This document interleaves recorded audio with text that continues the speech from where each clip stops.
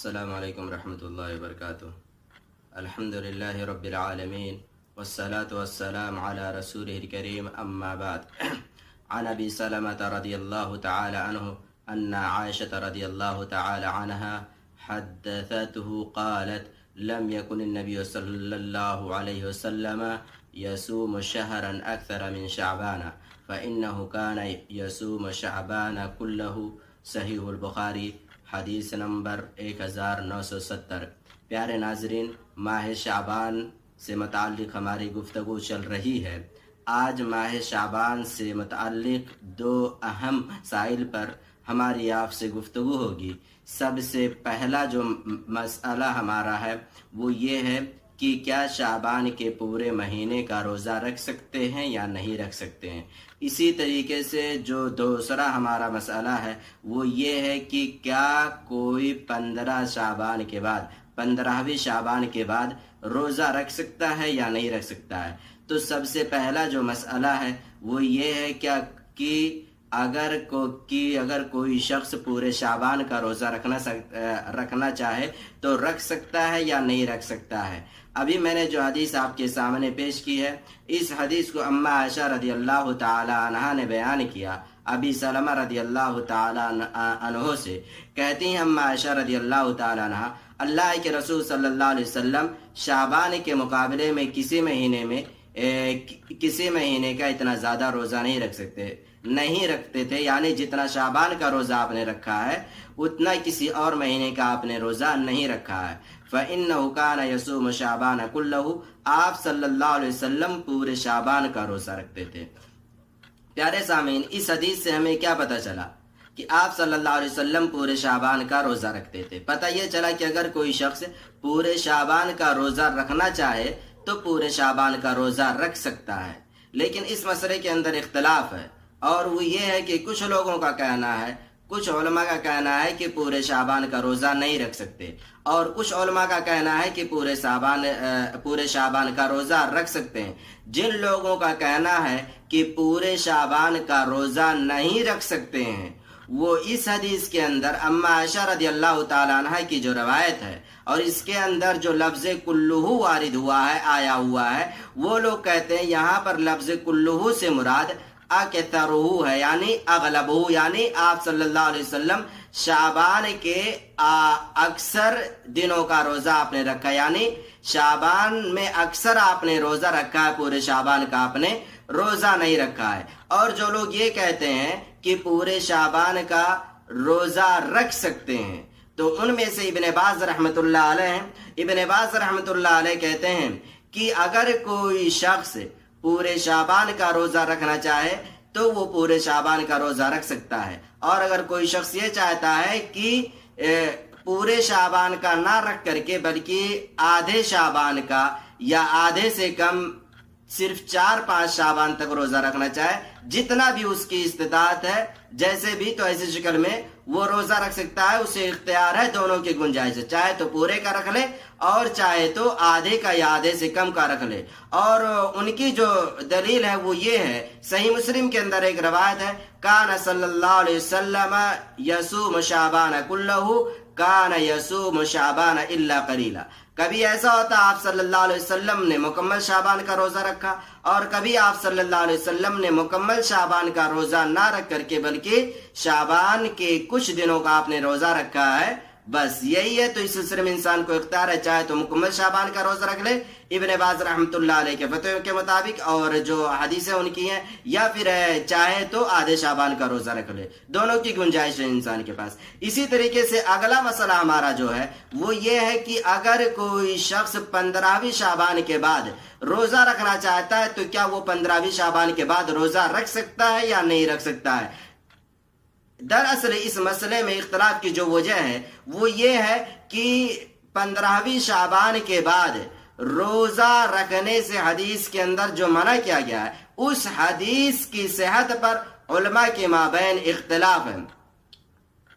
چنانچہ علماء کی ایک جماعت کا کہنا ہے کہ وہ حدیث صحیح نہیں ہے، اور علماء کی ایک جماعت کا کہنا ہے کہ وہ حدیث صحیح ہے۔ آئیے سب سے پہلے ہم حدیث دیکھتے ہیں۔ حدیث ہے، آپ صلی اللہ علیہ وسلم نے ارشاد فرمایا، ابو ہریرہ رضی اللہ تعالیٰ عنہ اس کے راوی ہیں، اور یہ حدیث ابو داؤد کے اندر، ترمذی کے اندر، ابن ماجہ کے اندر موجود ہے۔ آپ صلی اللہ علیہ وسلم نے ارشاد فرمایا اذا بقی نصف من شعبان فلا تصوموا، کہ جب آدھا شعبان باقی رہ جائے تو پھر ایسی شکل میں تم روزہ نہ رکھو۔ وہ ہے کہ آپ صلی اللہ علیہ وسلم نے صاف طور پر منع کر دیا ہے کہ آدھے شعبان کے بعد، 15ویں شعبان کے بعد تمہیں روزہ نہیں رکھنا ہے۔ جو لوگ اس حدیث کو کہتے ہیں کہ یہ حدیث صحیح نہیں ہے، ضعیف ہے، منکر ہے، ان میں سے ابن معین اور اسی طریقے سے امام احمد بن حنبل ہیں۔ امام احمد بن حنبل اور یحییٰ بن معین کہتے ہیں انہو منکر، کہ یہ حدیث منکر ہے، اس وجہ سے اس سے حجت نہیں پکڑا جائے گا۔ تو پھر ایسی شکل میں یہاں پر تو کچھ مسئلہ نہیں ہوگا۔ جو لوگ کہتے ہیں کہ حدیث صحیح نہیں ہے، ضعیف ہے، منکر ہے، تو پھر ایسی شکل میں اگر انسان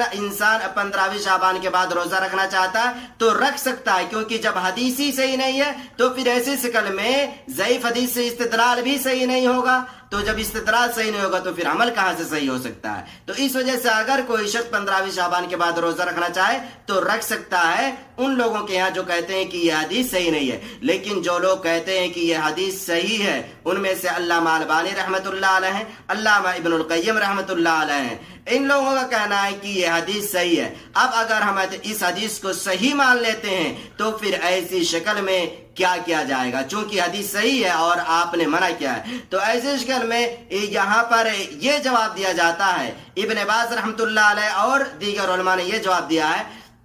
کہ یہاں پر جس چیز سے روکا گیا ہے وہ یہ ہے کہ اگر کوئی شخص 15ویں شعبان سے روزہ رکھنے کی شروعات کرتا ہے، ماہ شعبان پورا آ گیا، اب ماہ شعبان کے آدھے یعنی 15ویں شعبان سے پہلے اس نے شعبان کا کوئی روزہ نہیں رکھا ہے، جیسے 15ویں شعبان آج ختم ہوا، اب 15ویں شعبان کے بعد وہ شعبان کا روزہ رکھنا شروع کر رہا ہے، تو ایسے شخص کے لیے صحیح اور درست نہیں ہے کہ وہ 15ویں شعبان کے بعد روزہ رکھنے کی شروعات کرے،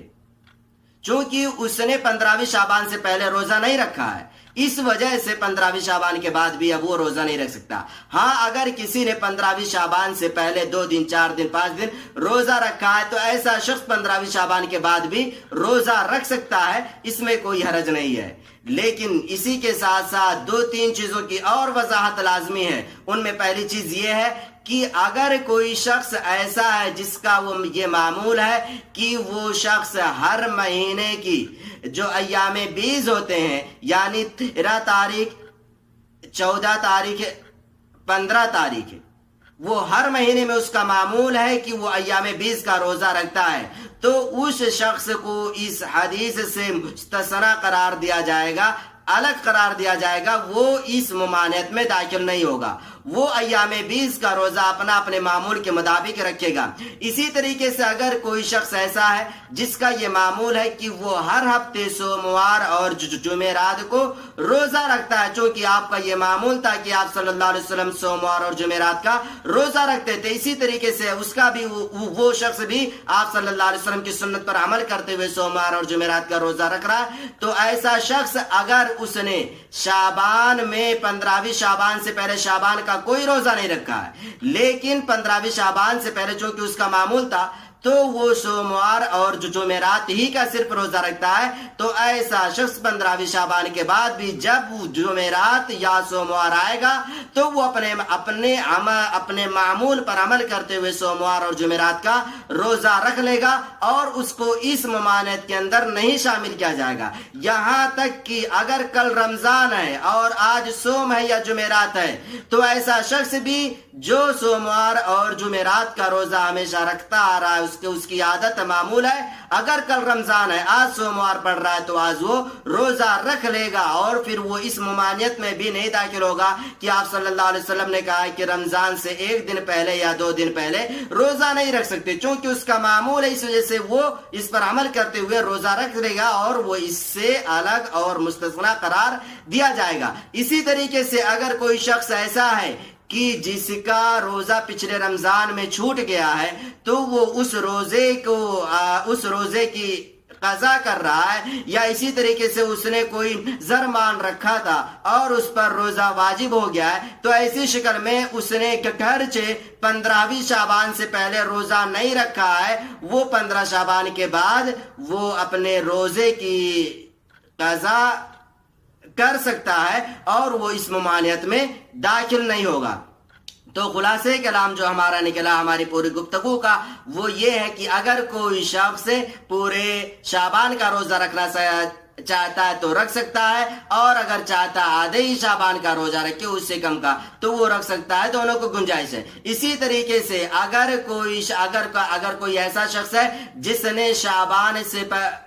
15ویں شعبان سے پہلے روزہ نہیں رکھا ہے تو وہ 15 شعبان کے بعد بھی روزہ نہیں رکھے گا۔ ہاں اگر اس نے 15 شعبان سے پہلے کچھ روزہ رکھا ہے تو 15 شعبان کے بعد بھی وہ روزہ رکھ سکتا ہے اور وہ اس ممانعت میں داخل نہیں ہوگا، اور پوری تفصیل پیچھے ہماری آ چکی ہے۔ اللہ رب العالمین ہمیں پیارے رسول صلی اللہ علیہ وسلم کی حدیث پر عمل کرنے کی توفیق دے، آمین۔ السلام علیکم ورحمۃ اللہ وبرکاتہ۔